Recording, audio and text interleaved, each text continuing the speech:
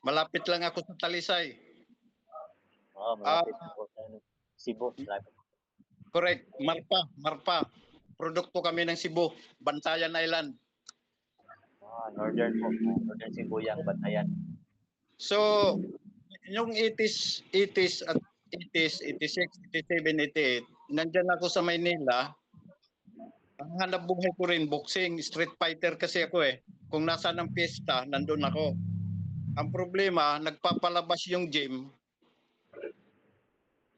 nagpapakawala sila ng fighter na kami is amateur lang kami. Kumbaga ano lang kami, barka-barkada lang. Eh, nakakaharap kami ng mga dyan sa Sampaloc, balik-balik. Ayan, yan ang area namin noon. So hanap buhay namin ng boxing kasi yun ang pamasahe namin pa uwi. Pansakay sa barko, pamasahe. Pinakamadali naming solusyon. So kasi ang lolo ko kasi dating ring announcer sa Region 8 at saka sa parting Cebu. Ring announcer siya. So hindi kami na lagi kaming may bisita kami mga boxer. Po. Oo, kasi ang nagturo din sa amin mga professional din na mga ano ng lolo ko. Kasi yung lolo ko judge tapos ring announcer, pwede siya. Retired teacher yung lolo ko. Pero sinabi yung lolo ko na isa sa ng nanay ko, ang sabi niya, ang pinakamabisang depensa, pinakabisa talaga na depensa, tumakbo. De, jokes lang yun ha. Ito si Randy, Opo. wala ka bang, lalo na kayo, andyan na ba si Randy? Okay na? Yes, sir. Yes, sir. Opo. Okay. So kayo, alam naman natin yung sitwasyon malapit Opo. na tayo humawak ng baril. Kasi Opo. may banta na Opo, opo. So yung Angeles ay target. Oo. Bakit? Nandyan yung Clark, no? Opo. So sa pagpasok nyo sa FGF, napakalaking bagay. Bakit? Kasama kayo sa programa ng evacuation, yung area na member na naiipit. May sasalo sa isang lugar na malayo pa sa kapamakan. Yun ang kagandahan ng FGF. No?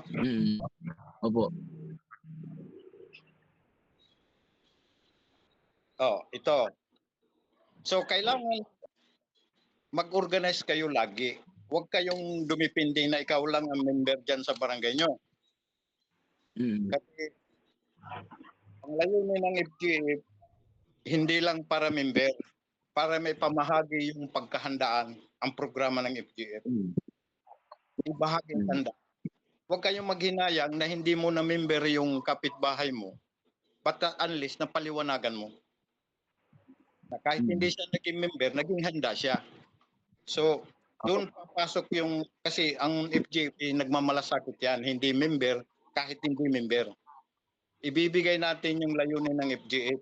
Maging member man siya, hindi, basta na ipasok mo yung mensahe ng FGF, tatatak yan sa isip niya, matutulog yan, naiisipin niya yung sinabi. Yung mga undecided. Opo. Ganon. Huwag kayong maghinayang. Basta ipaabot nyo yung mission, vision, yung purpose ng FGF. Kasi kailangan natin magmadali. Tandaan nyo, ang sabi ni Trump, 10 days ang palugit niya sa Russia. Kahit sabihin mo psychological warfare lang yon or war, hindi tayo pwede magkamutante.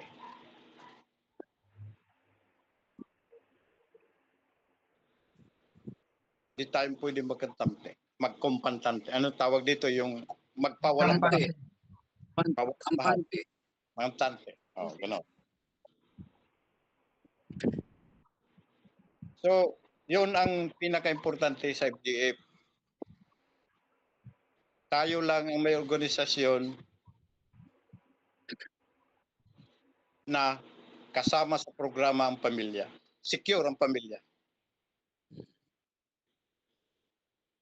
Kaya sabi ko kay maliban dito kay Randy, may experience kayo sa sa Aikido, malaking tulong 'yan sa training natin. Kung mayroon pa tayong tsansa at mabigyan tayo ng panahon, kakailanganin namin 'yan sa training, yung disarming, jiu-jitsu, kasi kailangan 'yan sa man-to-man. Pero kailangan din kasi sa serbisyo ko, yung encounter ko, yung 5 minuto, ang layo na ng kalaban. Malabo na mag-combat combat magamit mo yung judo. Pero kailangan pa rin yan. So, yon. Lalo na kayo, si Randy, mag-organize kayo. Huwag kayong kailangan sa bawat araw mayroon kayong target. May target kayo na personality na magiging invite nyo. Huwag kayong mahihiya kasi legal tayo. Maganda naman ang natin, hindi tayo kalaban ng gobyerno. Bakit tayo dito sa FGF? Dahil sa kakulangan ng programa ng gobyerno para sa ating sibilyan. Kaya tinatag ang FGF. Hindi kumpara anuman, hindi sa politiko. Tinatag ito dahil sa kahinaan ng gobyerno. Walang contingency plan ang gobyerno para sa atin. Walang contingency plan. So tayo ang magbubuo ng contingency plan. Tayo magbabuo ng plan. Ganun ang FGF.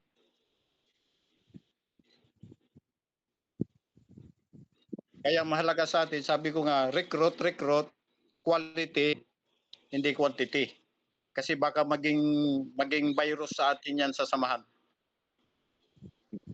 Kailangan natin yung may dedikasyon. Hindi po pwede dito yung hilaw yung dedikasyon.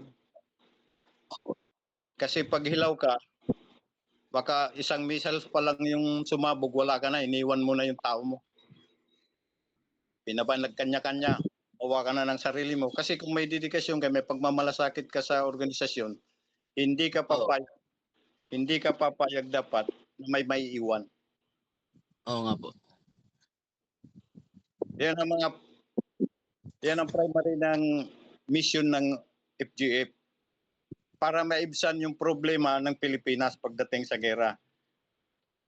Baga, yung kahinaan ng gobyerno, hindi tayo magpapatangay sa kahinaan na porque wala mahinang gobyerno, magpapakahina na rin tayo dito sa community natin, sa barangay natin. So anong FGF? Tatag ito for depensa. So, Opo. ayun, yun ang una. Yung hinanakit natin sa politiko, darating tayo dyan pagbuo na, lalaki na tayo.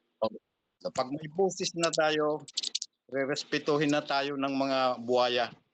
Ngayon, mag-ano muna tayo. Ang mission natin ngayon is maghanda ng mga pagkain para mapupuntahan natin na pamilya at lalaban tayo. So si Sir Juniper naman, mayroon ka ba Sir Juniper kamag-anak sa Maynila? Na residente na ng Manila? Mayroon? Zero. Siguro, ang nakatira sa Manila, puro Bisaya eh. Ang Ilocano, pag nagutom, uuwi lang eh. Pero ang Bisaya, pag nagutom, lalaban ng boxing para may pagkain. Ganon kami noon eh, dyan sa Manila. Ganun din. Sa gym. Survival tayo noon eh. Kasi akala ko ang Manila eh parang Amerika na, hindi pala eh. Mahirap. Marami kong nubos na kasi dyan. Walang kulambo, nasa upuan lang natutulog. Yung tulugan namin doon sa ring, daming lamok. Okay, Sir Juniper, meron ka ba, yung mga kamag-anak mo sa Maynila, may mga kapatid ka ba dyan na may pamilya? Yung kapatid ko kasi nag-abroad na siya. Tapos yung pinsan ko naman nandyan pa sa sa Okay. Makati. Okay, sige. Yung tiniran ko dati. Pwede mo siyang mahikayat.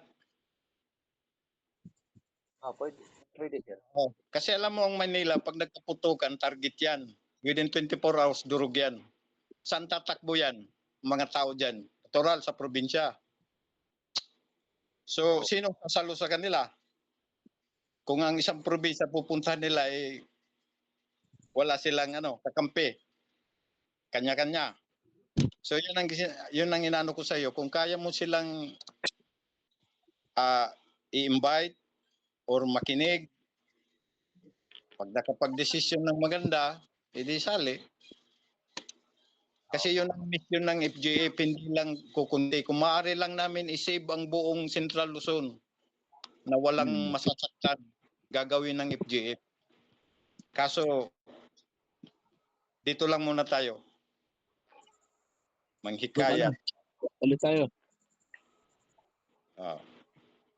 So, yun, Sir Juniper, ano mo lang. Kasi yung pagiging makabayan mo, okay na sa akin yun dahil teacher ka eh. Ang may tuturo mo na lang doon sa lugar ninyo is yung huwag baliwalain yung banta, no? Para makapaghanda din. Lalo mga kamag-anak mo, ganun. Sa mga parents ng mga estudyante nyo, bagaman ang Cebu, ay hindi. May base sa Cebu, no? May base ng US dyan. Mayroon nata. Yung dito, Kasi lahat ng area na may base ng US, target yan. Lalo na ang Cebu, napakaliit lang ang Cebu. Kaya ko ngang ikutin yung Cebu nung lakad lang eh. Sa sentro. Yan. Pero hindi pagkuhan yan kasi ang kami talaga dito sa Central Luzon ang nasa front line. So kaya ini-encourage ko itong mga taga Central Luzon, huwag baliwalain yung paghahanda. Napakahalaga. Kasi ang pangtapat sa kahinaan, ang kahandaan. Ang pangtapat sa gutom ay paghahanda. Ganun. So, yun ang pinaka-primary natin ngayon na objective. Recruit. Maganda.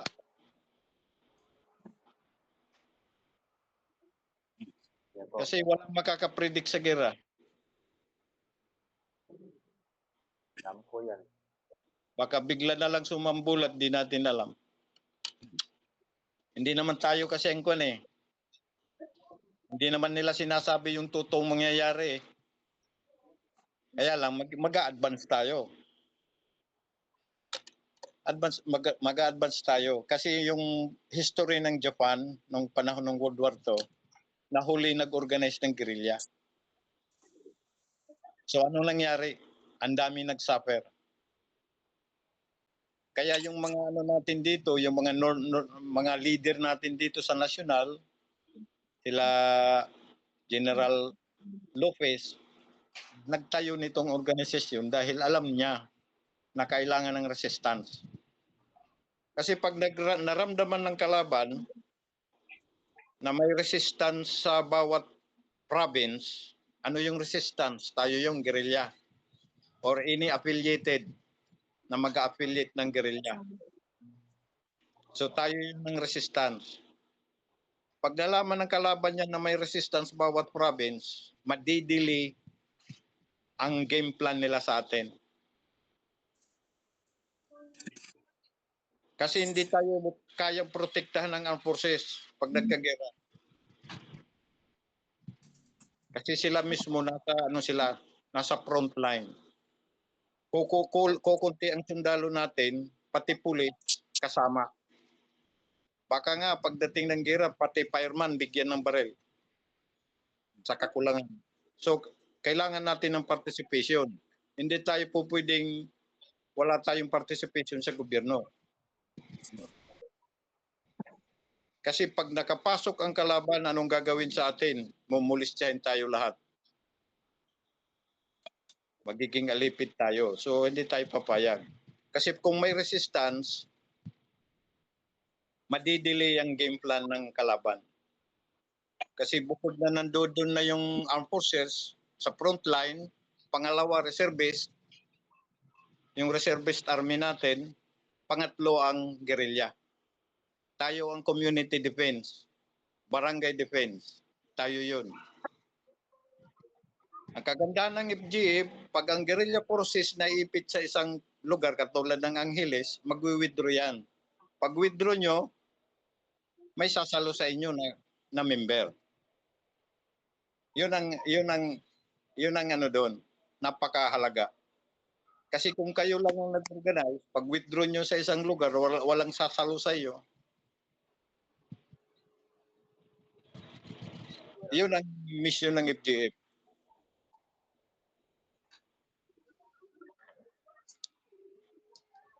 Alam ni ano to malapit lang sa akin yung training nila Commander Lorenzo Magkabilang bundok lang kami. Kabila lang kayo, Commander. Ha? So, Nasa kabila lang kayo. Oo. So mahalaga dito kay Sir Randy kasi may anak siyang mid-tech, no? Di ba may Opo. anak ng mid-tech? So, Opo. makakatulong sa atin yung pagdating ng pagtuturo ng first aid, Opo. no? Kasama sa training. So dalawa na tayong mid-tech para sa first aid training. Mayroon na tayong martial arts. Malaking bagay yan sa training. So ang naman, ang training namin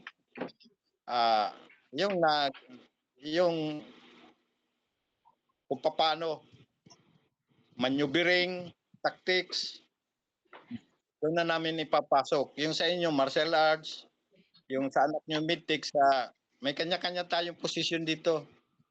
Opo. Oo. So, Paano pala po pag bali sa reserve command ako Natuturo ako rin sa Papa Alpha. ganito yun. Kung papadala ka sa reserve forces, Opo. okay yun. Kaso paano yung pamilya mo? Kaya ba ng gobyerno protektahan? Opo. Yan ang problema. Kasi kung ako, kaya nilang protektahan ng pamilya ko, magboboluntaryo ako. Oo. Pupunta ako. Pupunta ka sa area, sa frontline, pamilya mo hindi safe, Dapat safety. makakalaban ka. Sa tingin mo, makakalaban ka ng maayos, so iniisip mo yung pamilya mo. Tama po. Oo. Kung ang gobyerno may contingency plan sa atin, nandun na yung pagkain, nakaready na yung evacuation plan, may bomb shelter na, okay yun. Hindi na ako sasali. Pupunta na ako doon sa frontline. Pero bakit tayo nandito? Kasi walang programa ang gobyerno para sa sibilyan. Shortage tayo sa pagkain. Kaya ngayon po yung mga member ko na magtanim ng makakain. Kamuting kahoy, magtanim. Lahat ng bakod taniman. Kasi shortage tayo shortage nga tayo na hindi pag-ira Tama. Oh. Sa tingin mo ako, papapuntahin mo ako, iiwan ko yung pamilya ko, ilalagay mo ako sa frontline na wala kayong programa para sa seguridad ng pamilya ko, mga apo ko? Hindi ako papayag. Hindi ako papayag. Bakit tayo nandito sa FGF? Sa kakulangan ng programa ng gobyerno. DSWD natin, kung kamag-anak lang, pasok. Pero pag hindi na kamag-anak, wala nang bigas na nakakarating. Inuuna ng kamag-anak system, kamag-anak system. Minsan nabusira na lang. Hindi nila ibinigay. Correct. Kaya nga nagtayo itong FGF. Kaya nandito ang FGF. Hindi ito tinatag para kumbaga sa magtartaraki lang. Oo. Hindi. May papasanin tayong problema.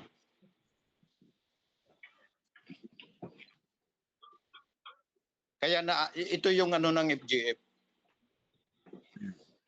Kaya nga dito karamihan, may military pattern kasi ang karamihan natin dito retired. Kasi isip din namin na paano na kung magkawatak-watak tayo, magkanya-kanya tayo. Oo. Sa FGF, pag makabayan yung utak mo, masakit sa'yo na may Pilipino na naagrabyado. Basta makabayan ka. Pero pag hindi ka makabayan, makasarili ka, hindi mo ito maintindihan.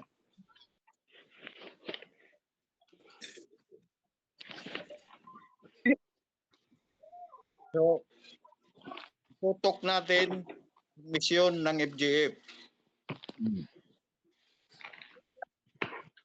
Huwag kayong maghinayang. Pag may kapitbahay kayo, kausapin mo. Opo. Hindi man siya magpamimber, pero nakakuha siya ng idea. Undecided, pero may idea siya. Naturuan siya maghanda. So, paghahanda lang ng pagkain, sasakyan, pang-evacuation, malaking bagay na yun. Kasi yung programa ng FGF, hindi lang focus sa member. Focus sa pangkalahatan. Kung maaari lang. Kanina, mayroon akong in-interview. Undecided. Retired na military. Pero nung mahaba yung tinento ko, Oo. kasi ang prediction niya, natatakot ang sa Amerika. Yun ang prediction niya. Yun unti-unti ko yun. Hanggang bandang 4 na oras kami nag-usap. Bandang huli, nakapag-isip na. Sabi niya, bigyan mo pa ako ng 2 araw.